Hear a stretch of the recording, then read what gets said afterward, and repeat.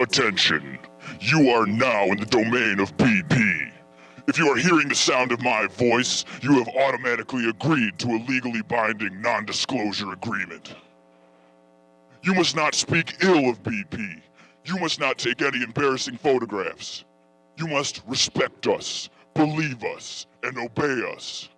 But most importantly, let's try to have a little fun tonight, okay? We at BP take this situation in the Gulf of Mexico very seriously. Hello, my name is Terry and I work for BPGobalPR. Now, I'll bring out Mr. Leroy, whatever his name is, in a second, but I want to start by saying a few things on behalf of BP. First of all, we're sorry, okay? That's not us accepting blame, by the way. We're just sorry for whatever it is you're mad at us for. So please forgive us. Cool? Awesome. Clean slate. Awesome. Now, a lot of people today have been focusing on the negative things that BP's done in the Gulf of Mexico. But we want to focus on a few of the positives. For one thing, we have every intention of keep drilling, and it looks like we'll be able to do that. Introducing the Atlantis rig. This thing is in the Gulf of Mexico drilling at 7,000 feet below sea level. Is it safe? I don't know. We didn't ask any engineers. We basically asked the MMS for permission, and you know what? They gave it to us over a text.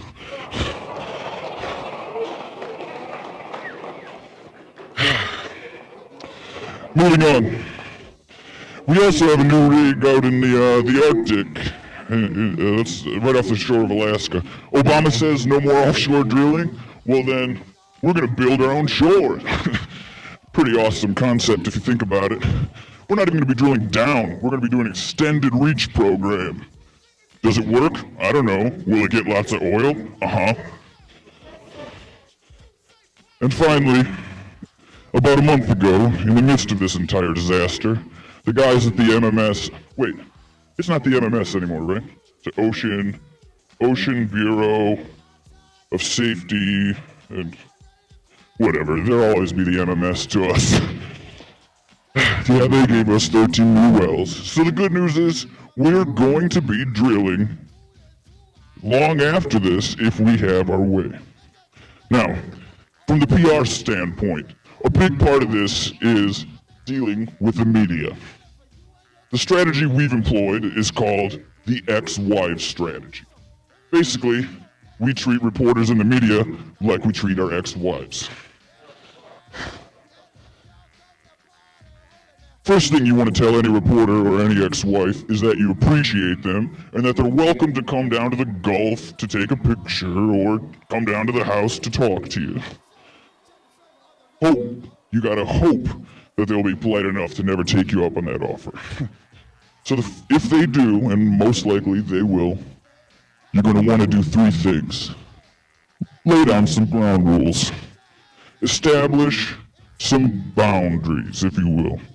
In the Gulf of Mexico, make no-fly zones. Make it so people can't go to the beach. In the case of your wife, get a big fence. Get some big dogs, hire a security guard. If that doesn't work and they insist on talking to you, well, then send some big guy down there and tell him to scram. If they won't take that for an answer, and they want to talk to one of your employees, just make sure your employees understand who signs their $12 an hour paycheck and what a non-disclosure agreement entails. How's everybody doing? Another big part of dealing with the media is sometimes you're going to be in the lion's den. You're going to have to answer questions. So when that happens, ignore annoying questions. You see Tony Hayward in Congress? He walked into what should have been a vicious gangbang, and he left everyone in that room with blue balls. With the exception of Joe Barton, we finished him off. Sent him a great highball and whore's gift basket. When you go into the lion's den, you gotta know what you want to say. In the case of Tony, he said 3 things. 1, he can't answer that. There's investigations going on. 2, he's sorry. For what? 3, when asked about the integrity of his wells, he reminded people he is not an engineer. Now, that is not unlike last Christmas Eve when I had to go pick my kids up from my ex-wife's parents' house. I walked into an absolute venomous situation, but I ended up leaving saying 3 things. Merry Christmas, I'm sorry you're upset, and no, I don't know what's been up with the kids. I'm not their nanny. The point is, say what you need to say, get out of there, and enjoy your yacht. Now, the 3rd tier. Even the score. Hire your own reporters. Find a hot wife. If the media is going to be sending out their message, we got to get out ours. So we pay $50 million for TV ads, for full-page prints in major newspapers. We pay to get our video on the front of YouTube, and we buy Google search terms. Man, we managed to turn the information superhighway into a BP corporate bus route. Amazing. The next step of this, there are going to be reporters reporting on you. Well then, hire your own reporters. We've hired our very own reporters in the Gulf of Mexico to do some hard-hitting investigative journalism. Here's a piece by Paula Colmer, whimsically entitled, Chasing Tar Balls. I haven't seen one yet, but people report finding tar balls daily. So I started going to the reported sightings to get some personal experience. I call it chasing tar balls. But the environmental team here in the Mobile Command Center, they don't call it anything. It goes on. There was word of a sighting of 3 tar balls on a beach in Pensacola, Florida. When my photographer and I arrived, we were happy to see the beach crowded with people from every age group, from young families to a couple in their 80s. You see what we did there? We acknowledged the rumors of tar balls, dismissed it, and put a lovely image in your mind of families on the beach. Hey, what? You did not see that.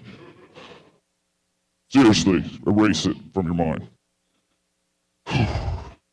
What is the silver lining here? That's what we do in public relations. We find the silver lining. And we've been doing that with our Twitter account. Here's a few examples.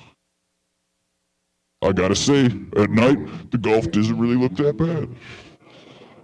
True statement. Try and tell me that's not true. We don't forbid our workers from wearing respirators because it looks bad in photos. We just want to see their smiling faces. We love smiles. This one's from Tony. I used to have to kick a sandcastle to ruin a child's day. Now I just throw a match at it. That's progress. And finally, we are not killing animals in the Gulf. We are creating fossils in the Gulf. Have a little perspective. You said you wanted renewable energy. Hey, I'm sorry. I don't know what for. I'm sorry. So that's what we're doing. We're finding the silver lining. We're finding the diamond in the dung heap, if you will. And why do we do it? I don't know. It's what we do. Why do we play grab ass for 4 hours every afternoon? We just do. It's what makes us us. We play grab ass to blow off some steam. We protect our brand at all costs to make money.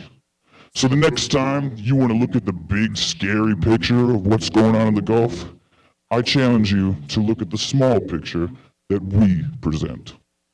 Thank you very much. I will be bringing out Mr. Leroy Stick in just a moment.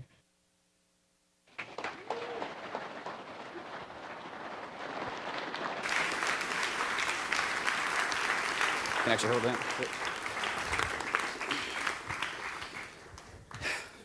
Thank you, Terry.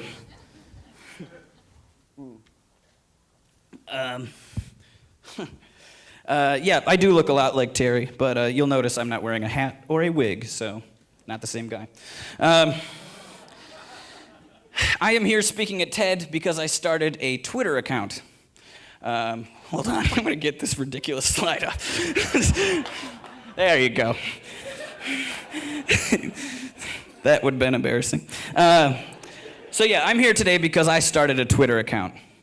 And I acknowledge that that's ridiculous. After all, Twitter is the land where Ashton Kutcher is more powerful than our president, and just about half the users have the word Bieber in their usernames. But it is an uncharted territory, and it does present the opportunity to mess around, which is exactly what I did. I created BPGobalPR because it had been a month with the oil spilling into the Gulf of Mexico, and BP, all they had to offer was they were just trying to downplay the situation, and they weren't accepting any blame for what was going on, and they were keeping people from actually seeing what was going on, which to me, after a month of a disaster like this going on, was just offensive. So I did what everybody should naturally do. I created a Twitter account to make fun of them. Literally, that's what it was. I started it to make fun of BP. I wrote some jokes, got some of my friends together to write some jokes for me, and that's what we did. It was all it was supposed to be. What's going on with my jacket? Yeah, so the first weekend that we had our Twitter account going, Roger Ebert, or as I call him, the mayor of Twitter, he retweeted us, and we were off to the races. We got 10,000 followers in the first few days. And from there, we were just off to the races. The funniest thing, or at least the most interesting thing to me when this first happened, was the fact that a lot of people thought we were real. What does that even mean? What does that mean for people? What does that mean for us as Americans? What does it mean for BP? What does it mean for PR? We were saying ridiculous things like I just outlined. We told people that mermaids were extinct, and we told them to call the situation a whoopsie daisy. And that wasn't completely unbelievable to people. That's not a testament for me. I think that's an indicator of just where we are as Americans. We're used to bad news, and we're used to the people responsible for the bad news to mishandle the situation completely. We almost expect a corporation like BP to ruin the Gulf for their own profits. That's why I insist I did not ruin their name. I did not take away any of their credibility, and I did not steal their brand. If you have a brand, that means you stand for something. If you lie about what you stand for, then you're liars, and lying is your brand. People had plenty of reasons to be mad at BP. I just underlined them. Thank you.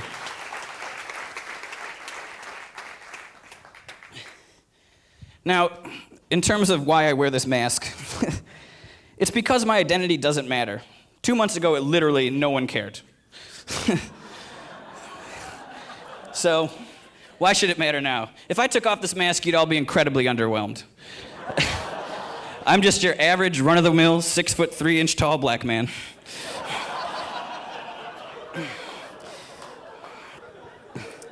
I'm just a guy that had an idea, and I ran with it. And I adapted to it. I didn't start this thinking I'd be raising money for charity, but the opportunity presented itself, and I did. I didn't plan on going down to the Gulf, but when I did, I saw firsthand how serious the situation actually was, and I realized that I had a vehicle or a tool to engage people through humor and actually share a little bit of truth about what's going on down there. It's very easy, back to what I was saying before, as Americans too, it's very easy to just get down. We're used to bad news. We're in 2 seemingly endless wars. Our economy's collapsed. Our healthcare situation is just, not good. People are losing their homes, and the Gulf of Mexico is being destroyed before our very eyes. But that doesn't mean we should be hopeless or despondent.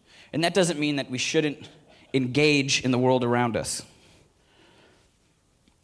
The whole point of my Twitter account, the one thing you can take away, is that it's a small idea from a small dude.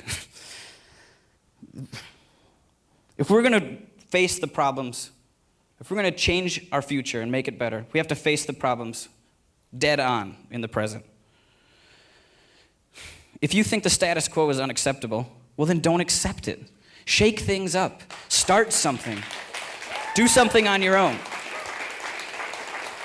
If we face the present, that's the only way we're going to learn, we're going to adapt, we're going to progress, and we're going to evolve. And what's our purpose if it isn't to make it better for the people that come after us? Now, a few words for BP, my dear friends. You know what makes people upset is when they see an oily animal, an animal covered in oil. You know what makes them even more upset? When they find out that you're covering it, when you're trying to cover it up. And why are you doing that? To protect your brand? I said this in my memo, but forget your brand. It's over. BP, your brand cannot be saved. It's dead. No one respects it. So quit working on that and work towards fixing the Gulf. Well, you don't have to clap. But BP does have quite an opportunity, in my opinion. They have the attention of the world right now, and it's not a good attention, but it's attention nonetheless. BP, what if you said you were sorry and you meant it? What if you admitted your mistakes and asked for forgiveness? And what if you proved that you were genuine about this by actually making actions? What if you stopped drilling offshore and cut your losses? What if you used the infrastructure you already had in place to actually lead a charge to a future run by clean, renewable energy?